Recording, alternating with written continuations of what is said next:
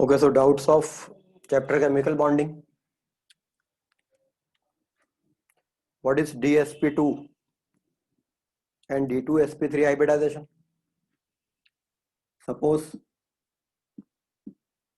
Iron 2+ ion है, iron 2+ ion के पास configuration 1s2 2s2 2p6 3s2 3p6 4s2 3d6 होता है।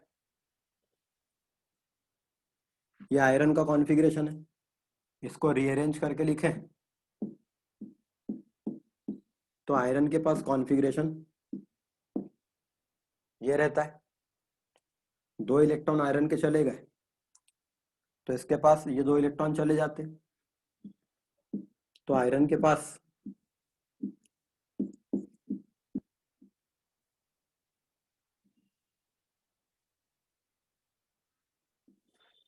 ये कंडीशन रहती है।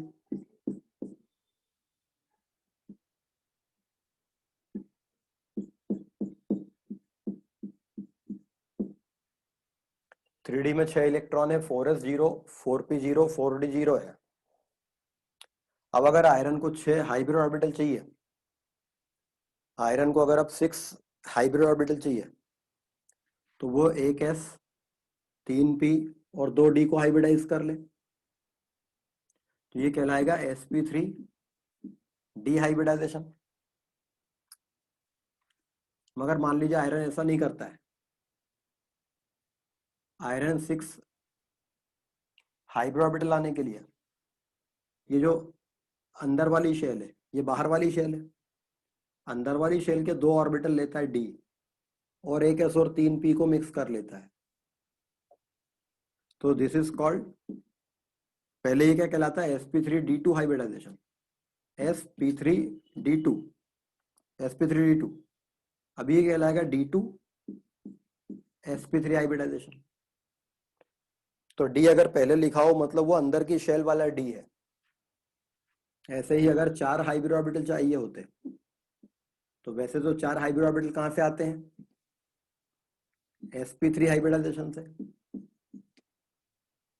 लेकिन एक d को ले ले, एक s और 2p को ले ले, this hybridisation will be called as dsp2। इस टाइप का हाइब्रिडाइजेशन कुछ एलिमेंट्स में होता है, वो हम बाद में पढ़ेंगे किन में होता है ये।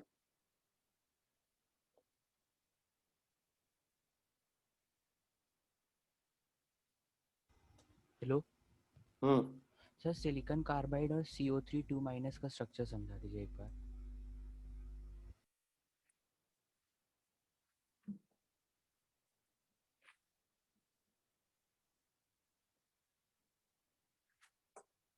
सिलिकॉन कार्बाइड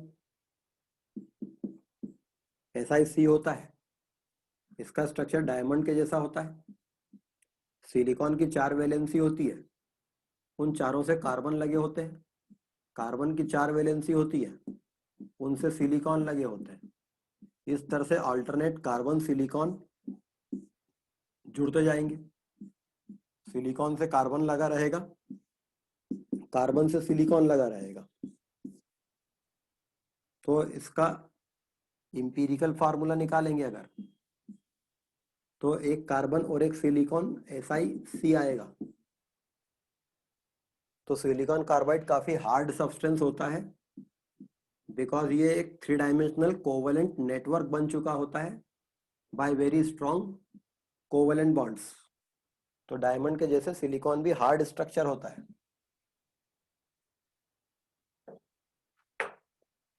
कार्बोनेट आयन का स्ट्रक्चर CO3 2- क्लास में बताया था, इस टाइप का रहता है।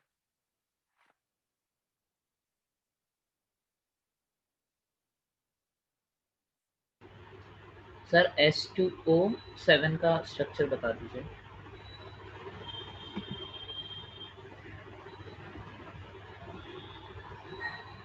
H2O7 2- आयन होता है, सिर्फ H2O7 नहीं होगा,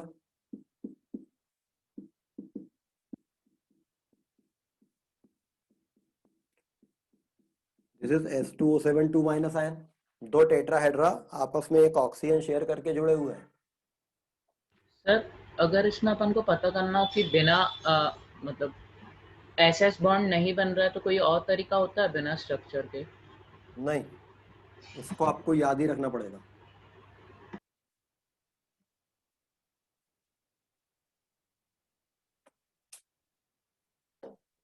हेलो हाँ जी, सर, मुझे ये पूछना था कि SO2 में डायपोल मोमेंट होता है? SO2 का स्ट्रक्चर अगर आप बना लेते तो ऐसा आता, एक डायपोल इधर रहता, एक यस डायपोल इधर सर। रहता, तो इन दोनों का रिजल्टेंट 0 हो जाता कि नहीं होता? नहीं होता सर। तो इसमें डायपोल मोमेंट होगा, नेट डायपोल मोमेंट सर होगा। बट अगर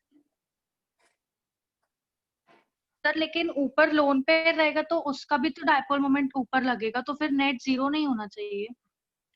ये लोन पेयर इक्वल डायपोल नहीं देता, इसका इक्वल और अपोजिट होना चाहिए कैंसल होने के लिए। तो वो डायपोल, लोन पेयर बहुत हल्का सा डायपोल मोमेंट देते हैं, वो बिल्कुल इक्वल डायपोल नहीं देते, मैग्नीट्यूड में वो बहुत कम रहता है, तो वो पूरी तरह कैंसल आउट नहीं करेगा। ओके सर, और जो परक्लोरेट आयन होता है वो Cl4 माइनस होता है।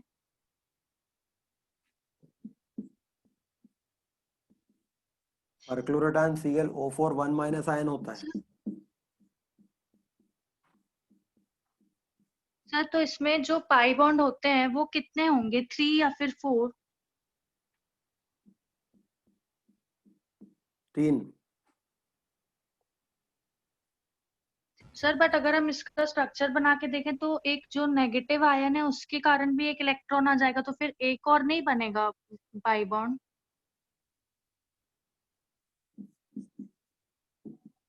ये ClO4 था, perchloric acid.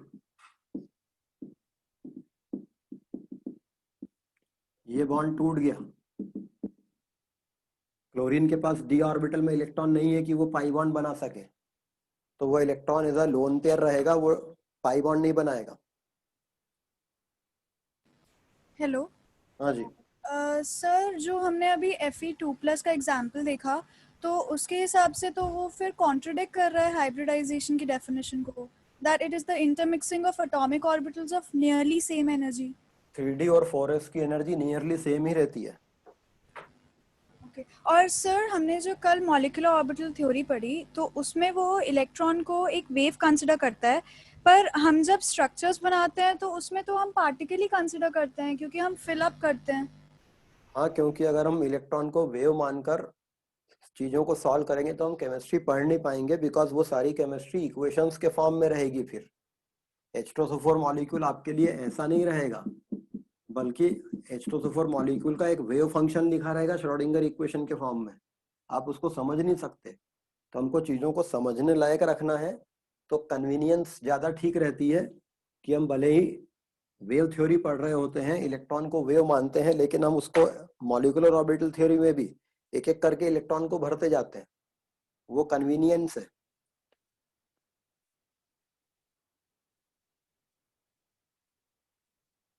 Why density of ice is less than water?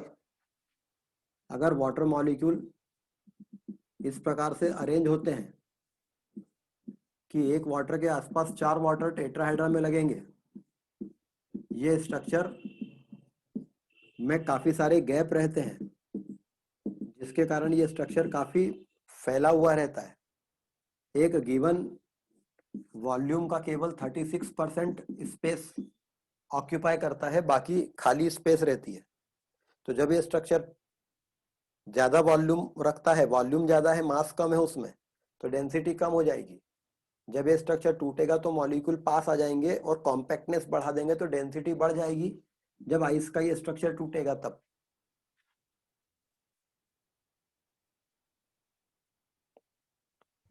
Hello sir, anti bonding molecular orbital क्या होता है, एक बार फिर से बता दीजिए, सन में नहीं आया था। बॉन्डिंग मॉलिक्यूलर ऑर्बिटल समझ में आए थे? सर हाँ क्या होते हैं? सर, सर वो कंस्ट्रक्टिव इंटरफेरेंस करते हैं तो बस इतना ही पता चला था मुझे, ज्यादा समझ नहीं आया मुझे ये दोनों। जब दो एटम कंबाइन होते हैं और उनकी इलेक्ट्रॉन वेव कंस्ट्रक्टिव इंटरफेरेंस करती है, तब इसके कारण जो ऑर्बिटल बनते हैं उनकी इलेक्ट्रॉन डेंसिटी दोनों Yes, sir. न्यूक्लियस के बीच वाले एरिया में बढ़ जाती है, क्योंकि इलेक्ट्रॉन वेव का एम्पलीट्यूड बढ़ जाता है, तो यहाँ इलेक्ट्रॉन की डेंसिटी बढ़ जाती है। Yes, sir. इससे न्यूक्लियस न्यूक्लियस रिपल्शन कम हो जाता है। ये potential energy of the system को कम करता है, स्टेबिलिटी लाता है। ये बॉन्डिंग मॉलिक्यूलर ऑर्बिटल है। Yes, sir. लेकिन अगर दो एटम के कंबाइन होते समय दो इलेक्ट्रॉन वेव डिस्ट्रक्टिव इंटरफेरेंस कर जाती है, एक का क्रीस्ट है दूसरे का ट्रफ है, तो इसके कारण Yes, sir. दोनों इलेक्ट्रॉन्स में न्यूक्लियस के बीच में यहाँ इलेक्ट्रॉन डेंसिटी खत्म हो जाएगी, जीरो हो जाएगी। Yes, sir. तो ये न्यूक्लियस न्यूक्लियस रिपल्शन को बढ़ा देगा और हेंस ये एंटी बॉन्डिंग मॉलिक्यूलर ऑर्बिटल कहलाएगा। Yes, sir. Thank you, sir.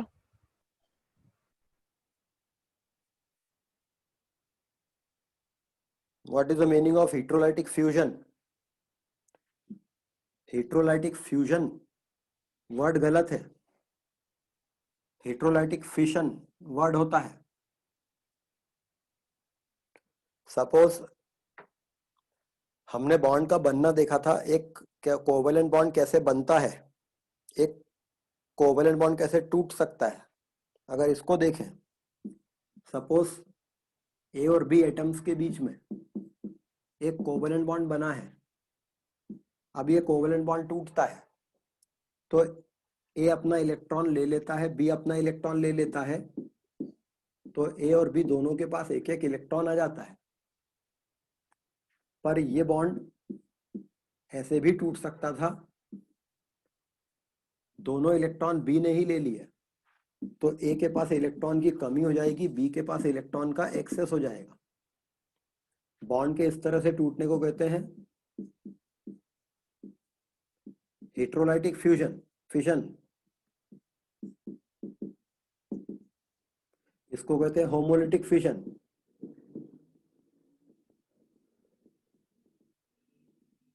या cleavage.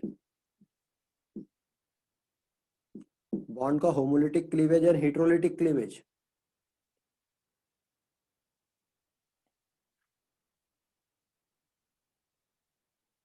What is the formal charge of carbon in CO?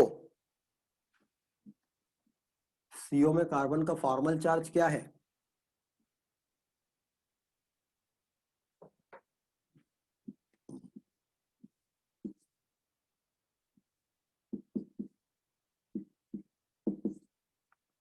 Carbon का फॉर्मल चार्ज +1 है, ऑक्सीजन का चार्ज -1 है। इसको हम ऐसे समझ सकते हैं, कार्बन के पास में ग्राउंड स्टेट में कॉन्फ़िगरेशन ये रहता है, नहीं, कार्बन के पास ग्राउंड स्टेट में कॉन्फ़िगरेशन ये रहता है। कार्बन इन दोनों इलेक्ट्रॉन से ऑक्सीजन से पाई बॉन्डिंग और सिग्मा बॉन्डिंग कर लेता है और ये लोन पेयर है। अभी भी कार्बन का ऑक्टेट कंप्लीट नहीं हुआ है।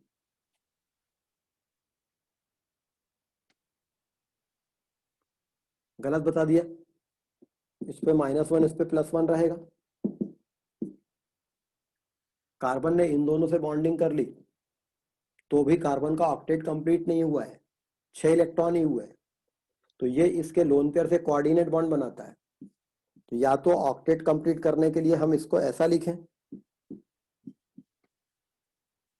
तो कार्बन का ऑक्टेट कंप्लीट है, लेकिन अगर ये कार्बन ऑक्सीजन से लोन पेयर लेके कोऑर्डिनेट बॉन्ड बना रहा है तो कोऑर्डिनेट बॉन्ड बनाने की जो दूसरा तरीका बताया था मैंने, पहले एक इलेक्ट्रॉन ये इसको दे दे, इलेक्ट्रॉन लेने से ये नेगेटिव चार्ज, इलेक्ट्रॉन देने से ये पॉजिटिव चार्ज हो जाए, फिर ये इलेक्ट्रॉन और ये इलेक्ट्रॉन आपस में शेयर हो जाए,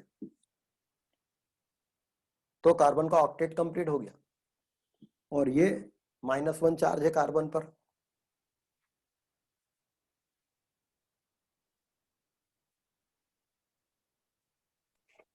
सर आपने जो 14 इलेक्ट्रॉन रूल और जो नाइट्रोजन रूल बोला था at the end of class आपने समझाया था, तो वो एक बार ब्रीफ में समझा दीजिए, वो समझ में नहीं आया।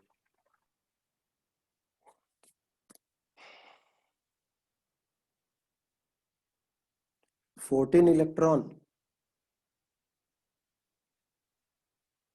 अगर किसी मॉलिक्यूल के पास 14 इलेक्ट्रॉन या उससे ज्यादा होते हैं, ऑक्सीजन के पास 16 इलेक्ट्रॉन होते हैं, फ्लोरीन के पास 18 इलेक्ट्रॉन होते हैं, अगर ये बनते तो इनमें डायग्राम ऑक्सीजन वाला बनाएंगे।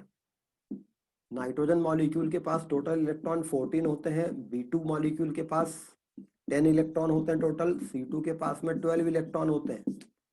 ये 14 से कम नंबर है, इनके लिए नाइट्रोजन वाला डायग्राम बनाएंगे, इनके लिए ऑक्सीजन वाला डायग्राम बनाएंगे।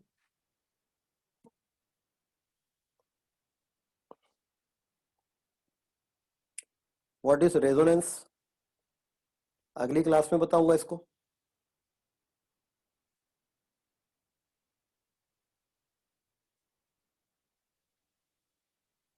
इस dipole moment is the reason behind the difference in angles of NH3 और NF3। NH3 और NF3 के बीच में जो एंगल डिफरेंस है उसके पीछे डाइपोल मोमेंट है।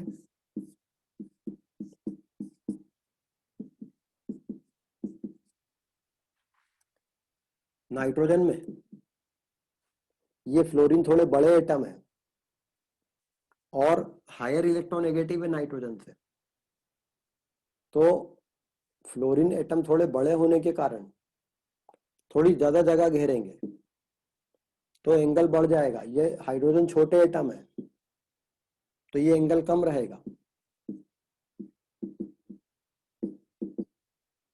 डाइपोल मोमेंट इसका कारण नहीं है, बल्कि इसका एंगल कम होने से इसका डाइपोल मोमेंट ज्यादा होता है। इस बात को आप उल्टा बोलते तो सही हो जाता।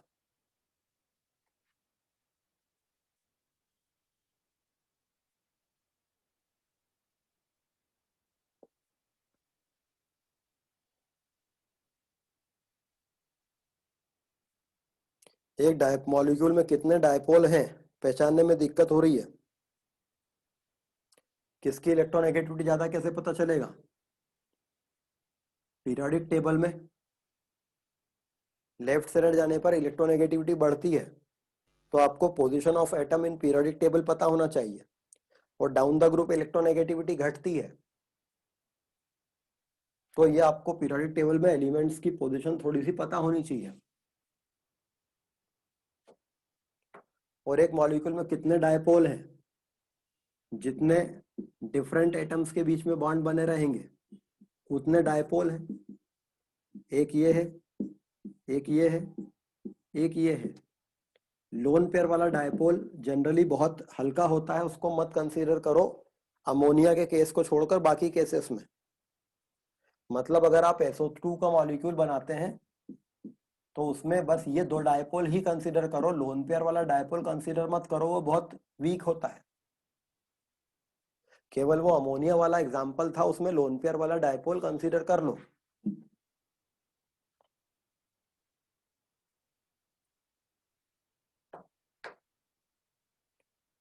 Please explain exceptions of octet rule once more.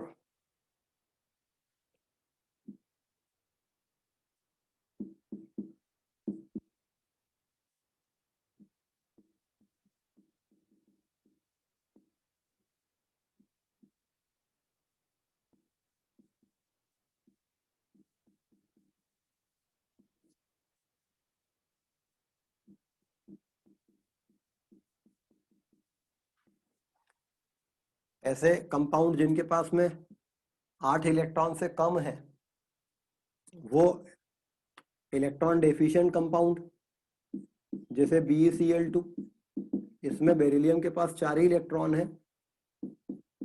BCl3, इसके पास बोरॉन के पास 6 इलेक्ट्रॉन ही है। ये इलेक्ट्रॉन डेफिशिएंट कंपाउंड है या ऑक्टेट डेफिशिएंट कंपाउंड है। इलेक्ट्रॉन एक्सेस जिनमें 8 से ज्यादा इलेक्ट्रॉन है, इसमें 10 इलेक्ट्रॉन, इसमें 12 इलेक्ट्रॉन, इसमें 14 इलेक्ट्रॉन हो जाएंगे।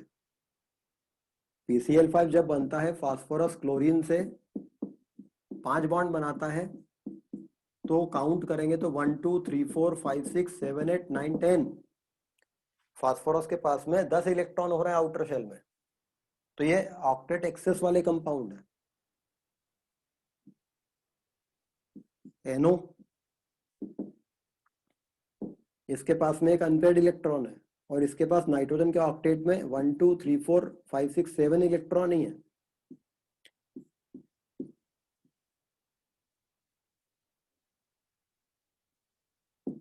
यहां भी नाइट्रोजन के पास में 7 इलेक्ट्रॉन ही हो रहे हैं। तो ये 3 टाइप के एक्सेप्शन रहते हैं ऑक्टेट रूल के।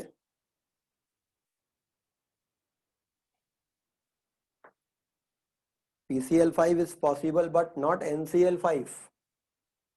PCl5 तो बनता है पर NCl5 नहीं बनता है।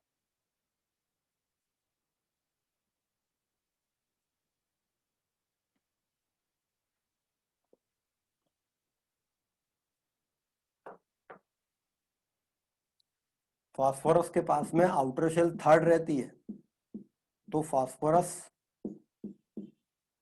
5 बॉन्ड बनाने के लिए अपना d ऑर्बिटल यूज कर सकता है। तो फास्फोरस के पास 5 ऑर्बिटल आकर sp3 डिहाइब्रिडाइजेशन हो सकता है। बट नाइट्रोजन के पास में आउटर मोस्ट शेल जो रहती है वो केवल सेकंड शेल रहती है, जिसमें d होता ही नहीं है। क्योंकि नाइट्रोजन के पास में d ऑर्बिटल ही नहीं होते हैं, तो वो sp3 डिहाइब्रिडाइजेशन करके 5 हाइब्रिड ऑर्बिटल कैसे ला सकता है? तो वो केवल कौन सा हाइब्रिडेशन कर सकता है? sp3। उसमें से भी एक ऑर्बिटल में लोन पेयर रहेगा, तो बचेंगे केवल 3, जिससे वो हाइड्रोजन से या क्लोरीन से बाइंड होगा। तो नाइट्रोजन सिर्फ NCl3 बना सकता है, जबकि फास्फोरस अपनी वैलेंसी को 5 तक एक्सपांड कर सकता है। Nitrogen can not be pentavalent because of absence of d orbitals.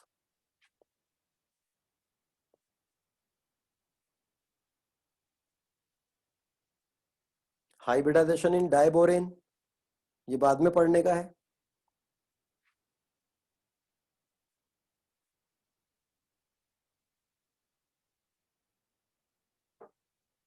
Bond pair electrons and bond pair एक बार फिर समझा दीजिए। ये एक इलेक्ट्रॉन फास्फोरस का था, एक क्लोरीन ने अपना दिया, तो ये जो इलेक्ट्रॉन का पेयर बन रहा है ये बॉन्ड बनने के कारण बन रहा है। ये बॉन्ड पेयर है, ये बॉन्ड पेयर है। एक इलेक्ट्रॉन क्लोरीन का है, एक नाइट्रोजन का है, मगर ये जो दोनों इलेक्ट्रॉन है नाइट्रोजन के हैं, तो ये लोन पेयर है।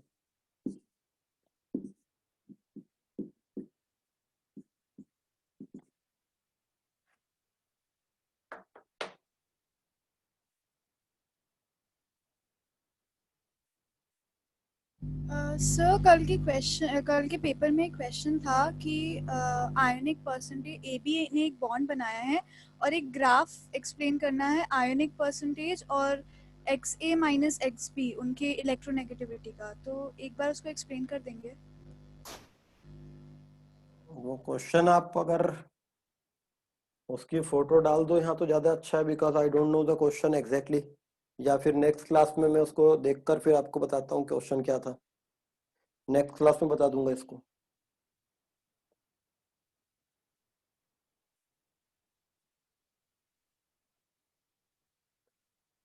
लोन पेयर निकालने का कोई सेकंड वे भी होता है क्या, इलेक्ट्रॉनिक कॉन्फ़िगरेशन लिखकर पता करने के अलावा? नहीं, और कोई तरीका नहीं होता है।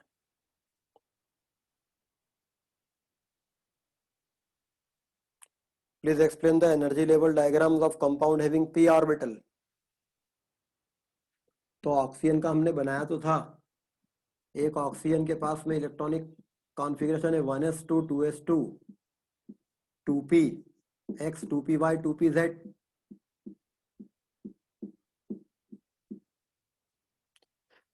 एक और ऑक्सीजन है, उसके पास भी यही कंडीशन है।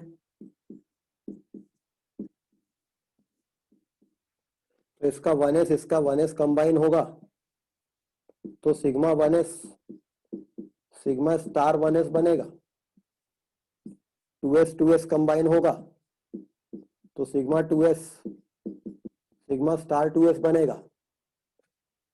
बट वैलेंस बॉन्ड थ्योरी पढ़ाते समय ये बताया था कि p सब ऑर्बिट जब बॉन्डिंग करता है तो एक p सिग्मा बॉन्डिंग करता है, बाकी के 2 p पाई बॉन्डिंग करते हैं।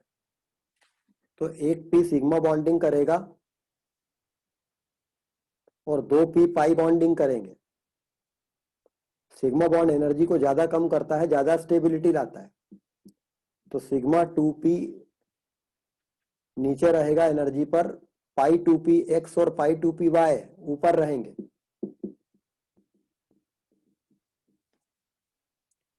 लेकिन फिर सिग्मा की एनर्जी सबसे कम है तो सिग्मा एंटी बॉन्डिंग की एनर्जी सबसे ज्यादा रहेगी।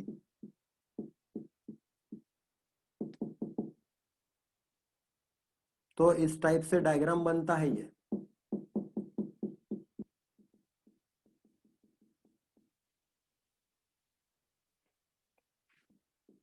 ये 2 ऑक्सीजन एटम थे तो इनसे मिलके O2 बनेगा। 16 इलेक्ट्रॉन यहां फिलअप करते जाएंगे।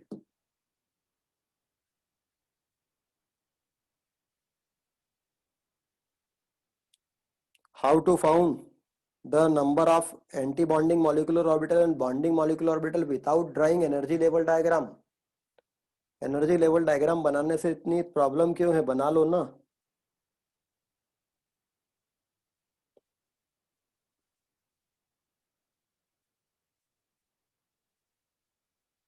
How can we calculate formal charge of all oxygen atoms in ozone molecule using formula given in NCERT? Formula use करने के बजाय अगर आप देखो तो ये ऑक्सीजन है, एक ऑक्सीजन इसके पास आती, इसने इसको एक इलेक्ट्रॉन पहले दिया, इस पे माइनस इस पे प्लस, फिर दोनों ने एक एक इलेक्ट्रॉन शेयर कर लिया। तो इसका फॉर्मल चार्ज है +1, इसका फॉर्मल चार्ज है -1, इसका है 0। एनसीईआरटी में जो फॉर्मूला दिया है उसमें वैल्यू डालेंगे तो भी ऐसे ही आएगा। उस फॉर्मूले में आपको स्ट्रक्चर पता है तो आप इस ऑक्सीजन के पास में बॉन्ड पेयर कितने हैं वो गिन लो, लोन पेयर कितने हैं वो गिन लो, नंबर ऑफ बॉन्ड्स कितने बनाए हैं, तो आपको उस फॉर्मूले में फीड करने के लिए चीजें तो मिल ही जाएंगी।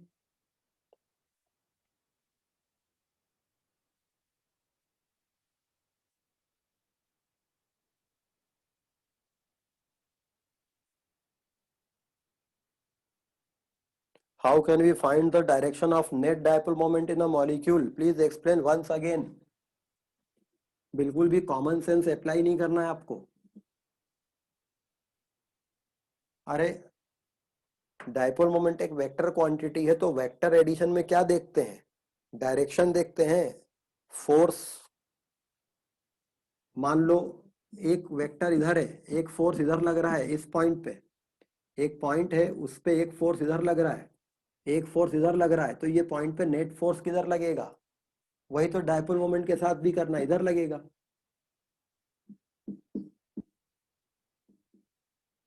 अगर ये सल्फर ट्राइऑक्साइड मॉलिक्यूल होता और इस पॉइंट पे एक फोर्स इधर लग रहा था, एक इधर लग रहा था और एक इधर लग रहा था, मैग्नीट्यूड में तीनों फोर्स इक्वल है और 120 डिग्री पर एक प्लेन में है, तो नेट फोर्स इस पे 0 हो जाता, तो इसका नेट डाइपोल मोमेंट 0 होता है SO3 का।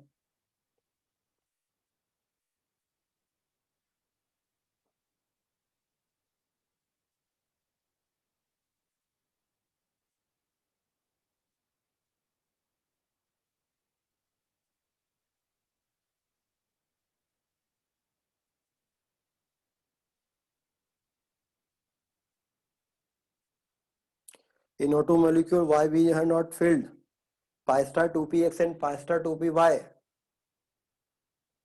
O2 मॉलिक्यूल में जब इलेक्ट्रॉनिक कॉन्फ़िगरेशन लिख रहे थे तो यहां पर जब पहुंचे थे तो आपके पास में 16 इलेक्ट्रॉन से ज्यादा तो थे नहीं, 16 यहां खत्म हो गए, तो फिर इसको पेयर कैसे करते?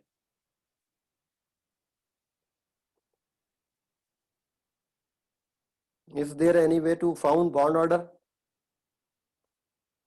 जिन मॉलिक्यूल में रेजोनेंस होता है उनमें बॉन्ड ऑर्डर निकालने का फॉर्मूला होता है, वो बाद में देखेंगे।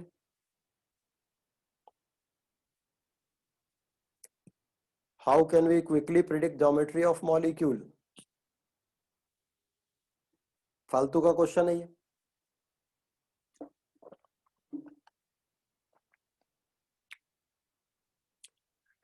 Li2 का एनर्जी लेवल डायग्राम,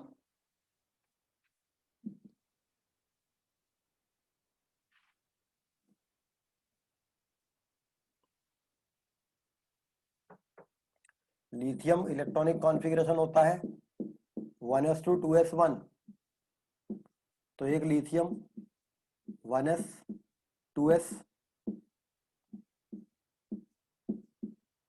एक और लिथियम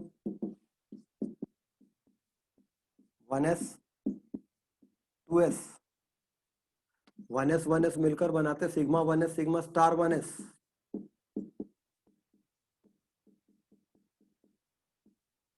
टू एस मिलकर बनाएंगे sigma 2s sigma star 2s। Total electron 6 है, 1 2 3 4 5 6, तो 1 2 3 4 5 6।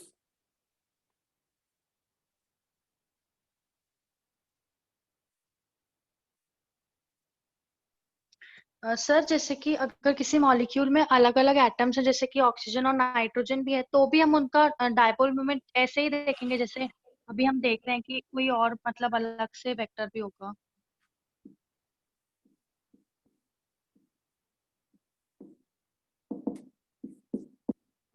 ऐसे ही देखेंगे। और सर अगर इसमें ऊपर भी कोई मान लीजिए कोई और ज्यादा फ्लोरीन या कुछ ऐसा होता तो भी उसका ऐसे ही करते?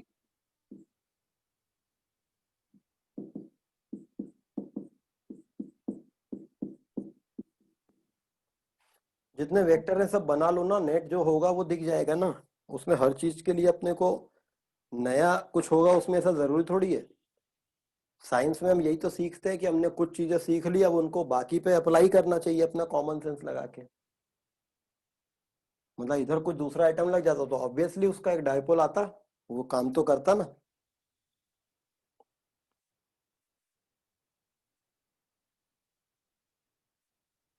चलिए नेक्स्ट क्लास में पैकेज के जो क्वेश्चंस हैं वो डिस्कस करेंगे। आज मैंने पैकेज के क्वेश्चंस जो आप लोग पूछ रहे थे वो नहीं बताए हैं।